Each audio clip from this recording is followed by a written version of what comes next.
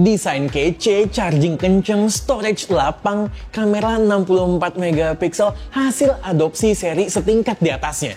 Yoi, Realme C55 NFC mendeklarasikan diri sebagai champion di segmennya. Kita lihat ya, apakah klaim tersebut terrealisasikan dalam offering yang mumpuni. Yo guys, Realme C Series kembali di K2G. Kalau kita lihat dari spec sheet, ada beberapa hal yang menarik untuk dijadikan bahan jualan utamanya ya. Termasuk juga kata NFC yang disematkan di nama official produknya sendiri. Tapi seperti biasa, yang paling penting buat K2G, apakah data-data di atas spec sheet tersebut bisa dikonversi menjadi sebuah user experience yang oke untuk kategori smartphone under 3 juta. Kita lihat ya, let's go!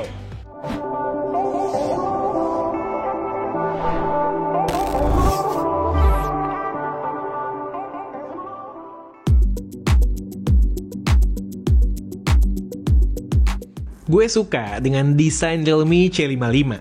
Kalau memang bahasa desain Realme ke arah sini, gue dukung.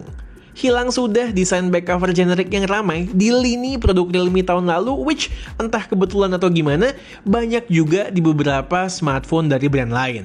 Gue nggak bilang desain dua kamera dengan bidang kaca yang besar begini bener-bener orisinal, tapi gue tetap suka. Kamera islandnya rata dengan back cover yang terbuat dari plastik, cuman berupa aksen glossy yang memberikan ruang pada dua lensa besar begini, seolah mengumumkan pada yang melihat bahwa ini adalah HP yang punya kamera oke. Desain tekstur seperti ini yang dinamakan Sun Shower Design oleh Realme ini gue juga masih suka ya, dibandingkan dengan desain-desain super glossy dan rame yang beberapa kali ditawarkan Realme di berbagai lini produknya. Bolak-balik ke sisi-sisinya, kita bisa menemukan frame yang flat di semua sisinya. Ada secercah premiumness yang ditawarkan di sini. Balik ke depan, kita diberikan satu lagi upgrade desain dari C series sebelumnya. Punch hole camera design. Yes, nggak ada lagi yang namanya water drop notch yang berasa jadul. Paling kalau ada sisa yang patut dikritik adalah dagunya yang masih sedikit lebih tebal dari bezel yang lain. Bezel atas, kiri, dan kanannya juga rada tebal sebenarnya. Mumpung udah balik ke bagian depan nih, kita bahas soal layar. Layarnya IPS LCD Full HD Plus dengan refresh rate maksimal di 90Hz. Ya betul, belum OLED. Tapi setidaknya experience di mata kita masih dapat saturasi warna layar yang gonjreng dan komersil. Walaupun jelas ya, nggak bisa ngejar hitam pekatnya yang ala OLED itu. Kecerahannya untuk pemakaian siang-siang di outdoor pun oke. Lalu bagaimana dengan experience-nya? Dipakai nonton dan menikmati konten? Bagus, berkat color profile-nya yang saturated. Sosmedan juga demikian. Paling ini ketika scrolling di UI-nya aja nih yang kurang oke. Masih berasa FPS-nya sering turun naik karena mungkin jeroan Realme C55 nggak cukup kuat untuk nge-push 90 FPS terus-terusan untuk mengimbangi refresh rate-nya. Untuk proteksi layar, gue nggak yakin ada yang spesial di sini ya. Asumsi gue sih ini kaca biasa aja yang dilindungi oleh anti gores bawaan. Oh ya, gue punya sedikit tips nih ya. Kalau kalian merasa kayak ada ghost touch saat ngetik alias lompat-lompat gitu, ganti aja keyboardnya ke keyboard SwiftKey dari keyboard bawaan Gboard. Dijamin bakalan aman sentosa. By the way, jeroannya emang apa sih? MediaTek Helio G88. Jujur ya, ini SoC 4G yang dirilis di 2021 untuk segmen medium to low end memang punya raw power yang sudah kurang kompetitif di tahun 2023 ini. Cuman mungkin ya memang ini salah satu aspek yang harus direlakan oleh Realme demi beberapa fitur lainnya yang nyerempet kelas di atasnya. Di daily, gue berasa masih ada stutter. Buka app yang kompleks gitu kayak Shopee bisa ngos-ngosan. Ditambah, FPS yang fluktuatif tadi juga ngaruh. Lalu gamingnya bagaimana? Ya, main Mobile Legends dengan settingan terendah masih bisa kok. Pokoknya maintainlah ekspektasi kalian soal performa. Berkaitan dengan performa, Realme C55 ini ruang multitaskingnya cukup lega ya, karena menggunakan RAM 6-8GB LPDDR4X. Storage-nya juga besar. Base modelnya 128GB, di atasnya ada 256GB. Just info, jenis storage yang digunakan adalah eMMC 5.1, belum UFS. So ya, expected lah kalau storage speed-nya standar eMMC. Nah, yang di-push sama Realme adalah kameranya nih. Yes, kameranya emang cuma satu yang meaningful. Satunya lagi sekedar lensa black and white pemanis supaya kamera utamanya nggak kesepian di belakang. Kamera utamanya pakai sensor OmniVision OV64B yang dipakai di beberapa smartphone yang secara kasta jauh lebih tinggi dari C series.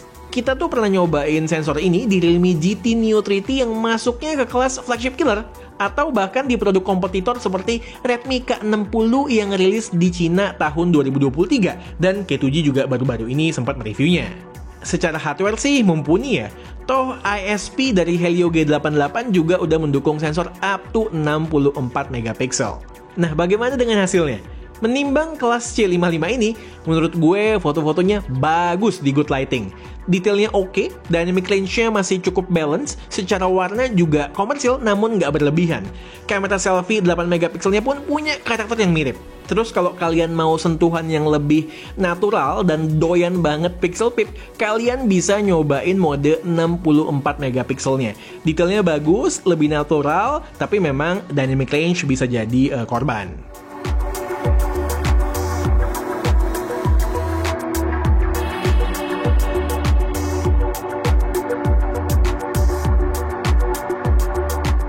Ketika kalian masuk ke kondisi pencahayaan yang lebih tenang, pastikan nyalain night mode karena bedanya kelihatan. Tujuannya buat ngangkat exposure, detail, dan overall gambar yang lebih clean. Cuman ya nggak perlu di pixel peep juga, langsung posting aja udah sosmed ready kok. Yang perlu dicatat adalah night mode-nya rada nge-crop nih dibanding autonya. Analisa gue sih begini. Karena menggunakan algoritma processing yang dipakai di seri flagship tahun lalu, yaitu Realme GT2 Pro, Realme C55 menggunakan bidang sensor yang lebih kecil, supaya SoC-nya kuat ngangkat processing algoritma night mode tersebut yang notabene menggabungkan multiple images menjadi satu. Ini sih bukan masalah ya, gue cuman kasih informasi doang. Gue juga pernah notice hal yang sama di beberapa HP midrange lain. Yang disayangkan adalah video kamera belakangnya kurang stabil di resolusi maksimal 1080p 30 maupun 60fps. Untuk image quality dari videonya sendiri menurut gue masih kurang ya, nggak sebaik foto-fotonya. Anehnya, justru video selfie-nya sedikit lebih stabil nih. Selain mode-mode standar seperti portrait mode atau pro mode, jangan lupa sekarang kita bisa bermain dengan mode street fotografinya. Seru beneran dan lumayan kasih variasi di timeline sosial media kita. Realme C55 datang dengan baterai 5000 mAh dan charger SuperVOOC 33 watt yang bisa ngisi baterai dari kosong sampai full dalam waktu 70 menit menurut pengetesan kami. Mantap nih! Peningkatan yang sangat ditunggu dari C-series sebelumnya yang sekedar 18 watt. Kalah ngebut di performa sama kompetitor tapi ngegas nih di chargingnya. Cool! Untuk SOT-nya sendiri, dengan pemakaian alat testing K7, bisa dapat 6 jaman dengan durasi pakai lebih dari 24 jam. Cukup badak ini. Salah satu alasan penting, beberapa orang lebih memilih Realme adalah karena Realme UI-nya.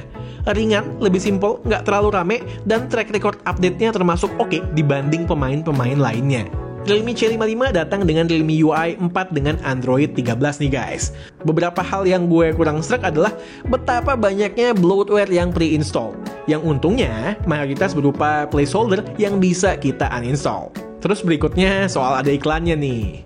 Ada dua cara yang gue tahu untuk meminimalisir iklan. Yang pertama ke settings, additional settings, get recommendations, lalu matikan.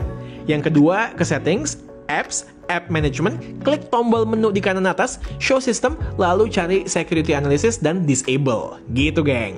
Satu fitur baru yang hadir di Realme C55 adalah mini capsule, alias Dynamic Island pertama di device Android resmi Indonesia.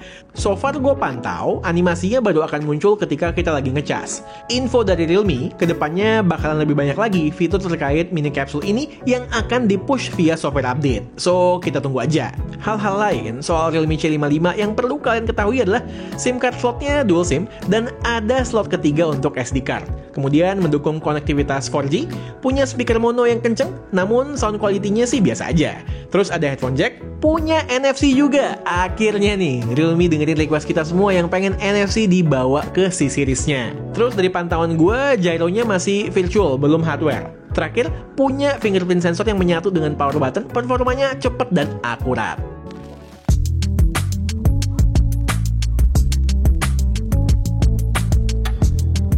Oke, Realme C55 NFC. Buat kalian yang mau banding-bandingin dengan handphone keluaran 2 sampai dengan 3 tahun yang lalu, di mana harganya pada cihuy dan speknya juga melambung, bentar, stop dulu. Ini tuh udah tahun 2023, Bung. Udah nggak relevan lagi. Realitanya, dengan harga yang di bawah 3 juta, Realme C55 NFC ini patut kalian jadikan pertimbangan. Terutama mengingat smartphone ini punya charging speed yang termasuk kencang di segmennya, kemudian desainnya yang kece, storage-nya yang besar, RAM-nya yang lega, dan juga kameranya walaupun yang efektif cuman satu, tapi secara fotografi mumpuni kualitasnya. Yang menurut gue masih perlu perbaikan adalah dari sisi performanya, sekaligus jadi bahan pertimbangan buat kalian juga. Lagi-lagi, sesuaikanlah pembelian dengan kebutuhan kalian masing-masing. Oke, sekian aja video dari gue kali ini. Gue Satish, and this is K2G. Tunggu racun-racun kami yang berikutnya. Bye guys!